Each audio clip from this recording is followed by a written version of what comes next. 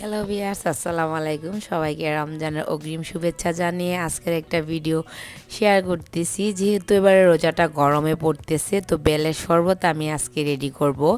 যদিও একটা সময় বেলের শরবত বা বেলের জুস যেটাই বলেন না কেন আমার পছন্দ ছিল না। তো আমার এক আন্টি আমাকে বানিয়ে খাওয়ার পর থেকে আমার বেলের জুসটা অনেক ভালো লাগে।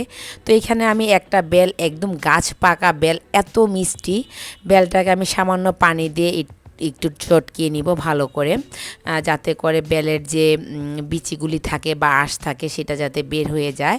তো ভালো করে একদম এভাবে মেখে নিব, তারপর এভাবে চেপে চেপে আমি বিচিগুলি বের করে নিব। তারপর প্রয়োজন মতো পানি দিয়ে নিব। যেহেতু বেলের শরবত পানিটা একটু বেশি লাগে আমার কাছে মনে হয়। আমার বাসায় ফার্স্ট রেডি করাতে সবাই বলল যে একটু মানে বেশি পানি হলে খেতে ভালো লাগে।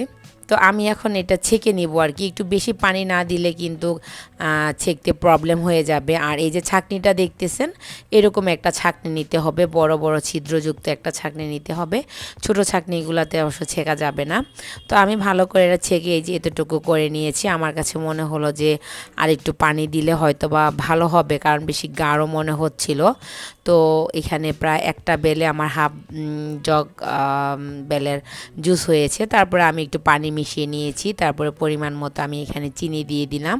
চিনিটা সবার স্বাদ মতো দিবেন। তারপরে আমি এখানে অল্প কিছু আইস দিয়ে দিব, কারণ যেহেতু বেলটা ফ্রিজে ছিল, অনেক ঠান্ডা ছিল। তো আপনারা চাইলে যখন পরিবেশন করবেন তখন আপনারা আইস ইউজ করে খেতে পারেন। তো আমি মিষ্টিটা একটু চেক করে নিলাম, একদম পারফেক্ট একটা মিষ্টি হয়েছে, মানে অতুলনীয়। যদিও আমি আগেই বলেছি বেলের শরবত আমার পছন্দ না, তারপরও আমার এখন অনেক ভালো লাগে। তো এই গরমে ঠান্ডা ঠান্ডা পরিবারের সবার জন্য ইফতারে পরিবেশন করতে পারেন। আশা করি আপনাদের সবার কাছে ভালো লাগবে আমার এই বেলের জুস রেসিপিটা। তো আমার ছোট ছেলে খাবে, সে সবসময় স্ট্র দিয়ে হরলিক্স, তারপরে হলো জুস, যাবতীয় সব ড্রিঙ্কস এটা দিয়ে খায়। তো এখন আমি ওকে আগে দিব, ও বলতেছে আমি আগে খাবো, আমাকে দাও। তো পরে আমি এখন ওকে দিয়ে দিলাম। ও বলতেছে জুস কালার আর আমার ড্রেস কালার একরকম, একটু ফান করতেছে, বলল যে মাম্মা ইয়াম্মি হয়েছে অনেক। তারপর আমি আর আমার বড় ছেলে, আমার হাজব্যান্ড, আমরা সবাই এখন একটু খেয়ে নিলাম। তো যাই হোক ভিউয়ার, সবাই লাইক সাবস্ক্রাইব করে আমার চ্যানেলের পাশে থাকবেন, আমাকে সাপোর্ট করবেন। নিত্য নতুন ভিডিওর জন্য অবশ্যই আমাকে সাপোর্ট করবেন। আজকে এখানে বিদায় নিব, আল্লাহ হাফিজ।